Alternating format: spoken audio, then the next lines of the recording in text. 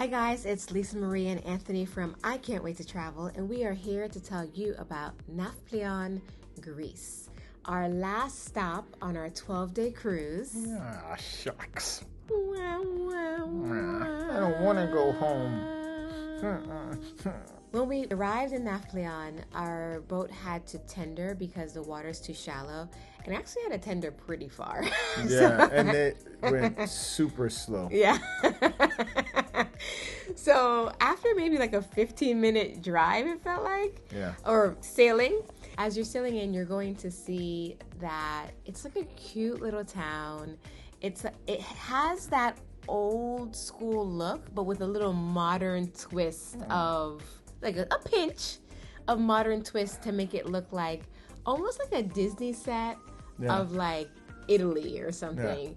It just is such a cute town with shops and boats and just beautiful colors. It really is very romantic. Yeah, it really is. When you come in there, you see the forts, right? Yes. Are like well preserved, like recently just using it. Well, obviously use it for museum purposes, etc.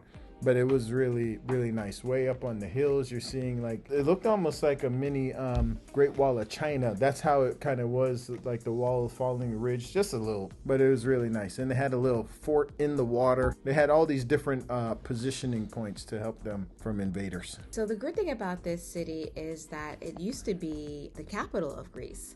So many people would come in through this port, which makes sense that they would have a capital as a port. Yeah. If you remember, we were about an hour from this port when we first came into Athens, Greece, and we went to Corinth. You can go from this location. You can also drive 2 hours from this location and be into Athens, so you can see the Acropolis and see all the sites of Athens. And I do want to share with you all the other sites that you can see. There is the Palamidi Fortress, which is absolutely beautiful. They have the Fortress of the Akronafplia, the Nafplion Promenade, the Theater of Epidaurus, the archaeological site of Messene, ancient Corinth, as I mentioned, and the Bortzi Fortress. So all of these sites are great for you to take a look at, spend some time with, and we would be so proud to say that we went to one of these historic sites, other than the ancient Corinth that we did. But no, we went wine tasting. A little wine for the stomach's sake. So we're going to show you a video of the wine vineyard that we went to.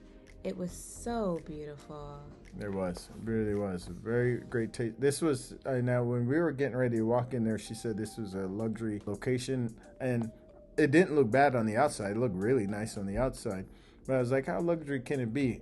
Until they opened the doors. Yes, it was very luxurious. It just felt so right with the decorations, and they had all their wines displayed. Amazing. And their barrels were out. It was so beautiful. It really was. It really was. Great selections of wine. When we first walked in, we saw a nice display table where they had various wines that they would be sampling.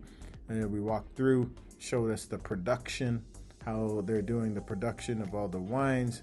Then we went downstairs into the cellar, down into the abyss, and that was the largest wine cellar I've ever seen in my life. Now, granted, we haven't been to a ton of wine cellars, but I think we've done a decent share. It was a very large wine cellar. I think the closest I've seen is probably the wine cellars in California. Yeah. Were pretty large. It was just so well put together. I do want to mention that some people may say, you did wine tasting in Greece? Why? Because most people think of, oh, you want to go to California, you want to go to Italy, you want to go to France for wine tasting. However, Greece actually has been making wine for over 2,000 years. They don't get as much credit as the other European countries, but they do make great wine in so many different varieties. I would say their rosé, their white wine, their red wine. They even have some exquisite wines that can sell up to $300 a bottle. Yeah, and they do a number of blends as well, too. Yes, great point. And won a number of awards, etc. So it was pretty good. And also, too, one of the tour guide also mentioned one of the Greek gods, his name was Dionysus, which means god of the wine. Yeah. So we can definitely give Greek some credit for that, Oh, yeah, right? absolutely. As the tour guide was taking us from the port, taking us all the way to the location where we were going to sample the wine. To give people a little bit more broader sense, I know Lisa mentioned about the various sites, but something that I wasn't aware of was that Nafplion is actually the area of Homer. This is where he's from. And also that this is actually the port city of Sparta. You remember the movie 300? Sparta. This is Sparta. This is madness. So that's a great point, just because movies and stories, they give so much reference to an area, so that's great to tie it to this city. I think probably the last thing is that we've all heard of Hercules. This is the land of where the god of Hercules actually originated from as well too. So that was also interesting. There was a lot of reference to this one little port city that we didn't even think too much beyond, other than, hey, we're going to go on a wine tasting. Yeah. And then we learned all this history as we got here. Once the wine tour was over, we went into the city and just explored it. I've said it once, I'll say it twice, I'll say it 3 times.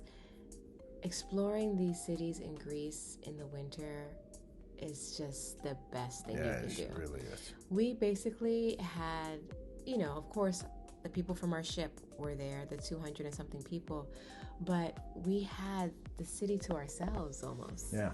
So it's like you're going through these cobblestone roads in the city. It was just really nice to not have it like jam-packed. Yeah. You're not sweating.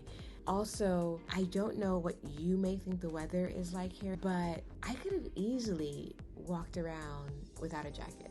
Yeah. In just my long sleeve sweater. Yeah. So it was just perfect weather, a quaint town.